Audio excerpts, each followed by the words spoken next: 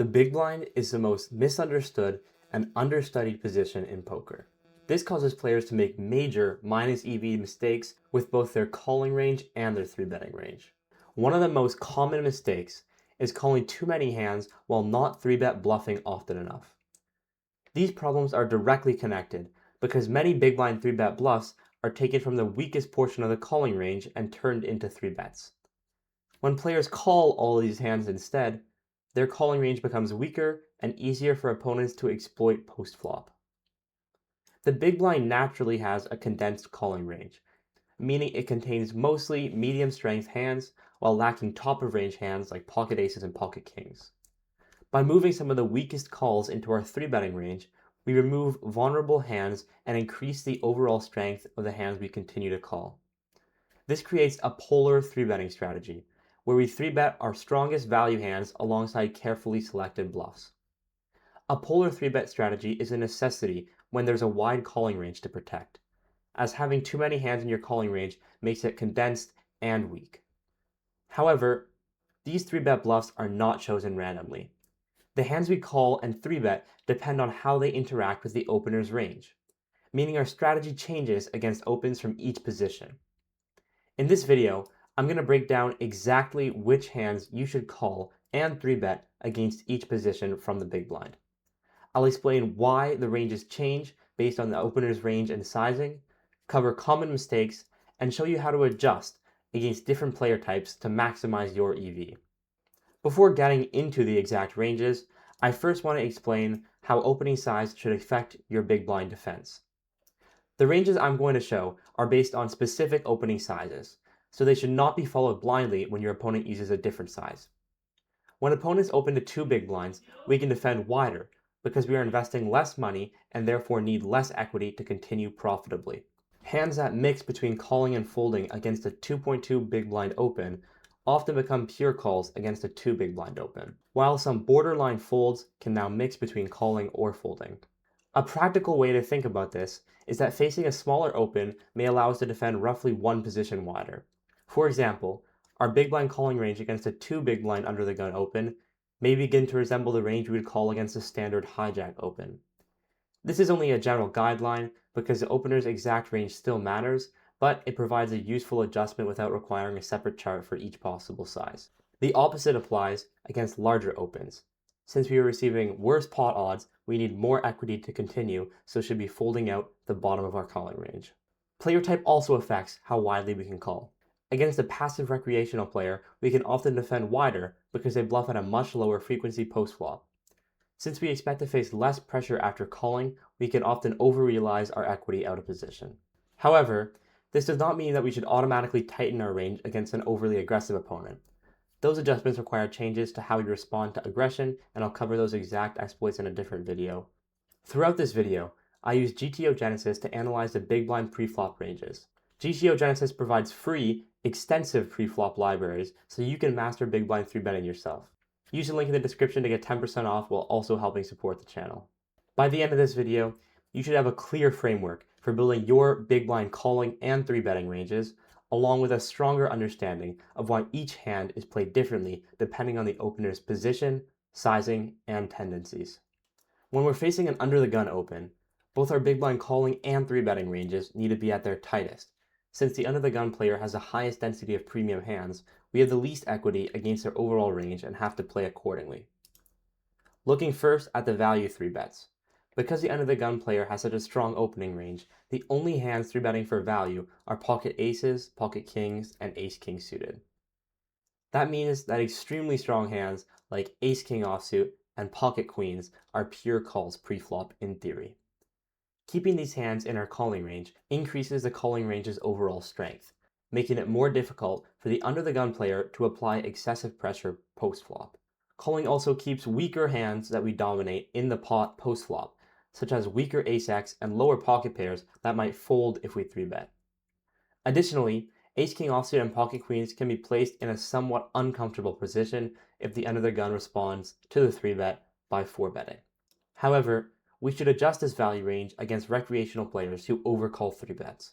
If our opponent will call a big blind 3-bet with weaker offsuit ace-x hands like ace-queen or ace-jack offsuit that should be folding in theory, we can widen our value range by 3-betting hands like ace-king offsuit and pocket queens. Now we're going to look at some of the big blind calls, mainly on the suited side. We can call every suited ace, suited kings down to king 3 suited, and suited queens down to queen 5 suited. If some of these boxes do not look completely full, it's either because they're folding at some frequency or 3-betting at some frequency. For our offsuit hands, we can defend every offsuit Broadway at some frequency, obviously with the stronger offsuit Broadways either defending pure or at a very high frequency while also 3-betting a very small amount of the time. We're also calling every pocket pair, every suited connector, suited 1-gapper, and suited 2-gapper, except for the absolute bottom of our range with 4-2 suited and 3-2 suited which fold. Now that we've covered the calling and value 3-betting ranges, we can look at the hands being used as polar 3-bet bluffs. In theory, these bluffs are included to balance our value 3-bets. However, we should not be doing most of these against a recreational player that overcalls 3-bets pre-flop. Many of these bluffs are designed to fold out stronger hands that currently dominate them. If the opponent is calling those hands too often pre-flop, the bluffs become much less effective. The main 3-bet bluffs against an under-the-gun open are low-suited ace-x and low-suited king-x. These hands can fold out stronger ace and king combinations that the under-the-gun player opens, which have them dominated pre-flop. They also contain a useful blocker, either with an ace or a king, blocking some of the under-the-gun player's strongest hands, like pocket aces, pocket kings, and ace-king suited. Some suited connectors are also used as 3-bet bluffs. These hands are typically not dominated when called and have good post-flop playability. Much of under-the-gun's continuing range consists of suited broadways and high pocket pairs, giving that range much less connectivity on low connected boards where our suited connector 3-bet bluffs can perform better. There are also low-frequency 3-bets spread across several other parts of the big blind's range. One reason for including these hands is for board coverage, which simply means having hands in our 3-betting range that connect with all different kinds of flops. Overall, our big blind strategy against an under-the-gun open is built around defending a relatively tight and strong range. We 3-bet pocket aces, pocket kings, and ace-king suited for value, keep hands like ace-king offsuit and pocket queens in the calling range, and we use low-suited ace-x and king-x and suited connectors as polar 3-bet bluffs. Moving on to a hijack open. Our overall big blind defense begins to widen because the hijack is opening a weaker range than under the gun. Most of the hands that were indifferent between calling and folding against an under-the-gun open can now become pure calls against a hijack open. This means we can call any suited hand with a 7 kicker or better, every suited king, and suited queen x down to queen 4 suited. Our offsuit Broadway hands also call at a much higher frequency, along with calling ace-9 offsuit and ace-5 offsuit at a low frequency. At the top of our range, pocket queens and ace-king offsuit are no longer pure calls and begin mixing in some 3-bets for value since the hijack is opening wider. As a general heuristic, the big blind will always 3-bet more frequently when facing a wider opening range, as their value range can also expand accordingly. Our main polar bluffs still include low-suited ace-x, low-suited king-x, and suited connectors with a couple suited gappers for the same reasons we 3-bet them against the under-the-gun player. However, there are also now some weaker suited broadways that are 3-bet bluffing, as they have good post-flop playability and fold-out hands that have them dominated pre-flop. This also means that against people who are overcalling 3-bets pre-flop, you should not be 3-betting these lower suited Broadway hands, and just be 3-betting a more linear value range without 3-bet bluffs. If you expect your opponent to be calling a hand like ace-queen offsuit or ace-jack offsuit pre-flop, it makes 3-bet bluffing a hand like queen 10 suited or queen jack suited a lot worse.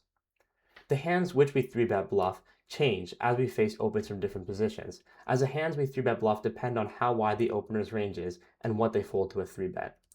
With that in mind, while it's good to understand what hands should be 3-bet bluffs in theory, it is even more important to understand how your opponent is deviating from theory and adjust accordingly. Moving on to a cutoff open. Our overall big blind defense continues to widen because the cutoff is opening a significantly weaker range than the hijack.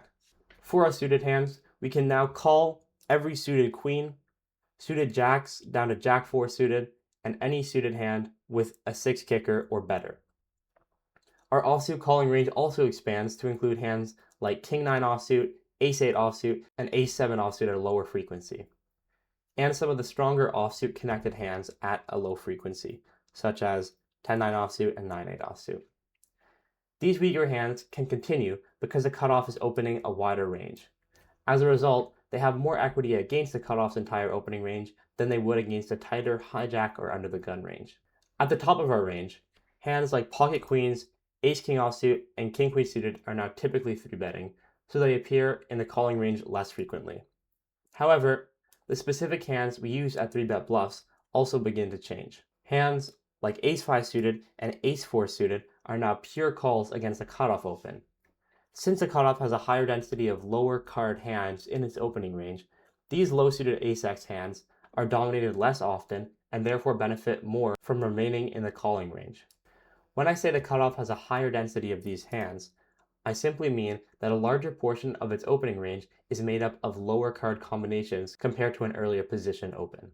Big Blind will now 3-bet bluff some additional Queen X suited hands and can 3-bet any of the offsuit broadways at a low frequency except for ace-queen offsuit. Some of these suited queens are good to 3-bet as they now make up more of our bottom of range calling hands, and they can fold out better offsuit queens that the cutoff will raise pre-flop and should fold to a 3-bet. Now, moving on to the big blind defense against a button open.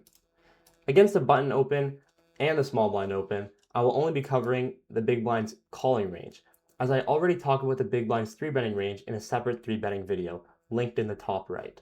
This video has linked timestamps for the big blind 3-bet ranges from a button open and from a small blind open. Interestingly, the big blind actually calls fewer hands than it does against the cutoff open, while folding fewer hands overall. This is because our 3-betting range expands by over 50% against a button open compared to a cutoff open. Our value 3-betting range now also includes hands like ace-king offsuit, queens, and jacks. We also 3-bet more offsuit Broadway hands along with additional polar bluffs. Since the button is opening a wider range, the specific hands we choose to call and 3-bet also change.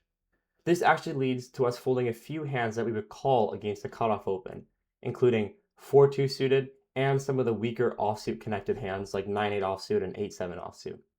However, we can now call any offsuit hand with a 9 kicker, along with calling ace-7 offsuit and ace-4 offsuit.